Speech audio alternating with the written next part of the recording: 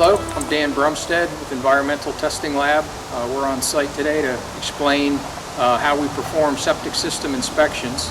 Septic systems are a major part of the infrastructure of a home, and as such, we try to do as thorough a job as we can when inspecting them. Septic systems don't differ a lot in the types, but they do differ quite a bit in what you find out on the site, the way systems are installed. This one today, we kind of have limited access. The tank is installed in the middle of the driveway. We were able to get into the top of the tank and get started here. We'll use cameras and mirrors to inspect it. In addition to that, we'll measure the sludge levels, see if the tank needs to be pumped out, and monitor the working level throughout the inspection to make sure that the water level in the tank stays constant from beginning to end.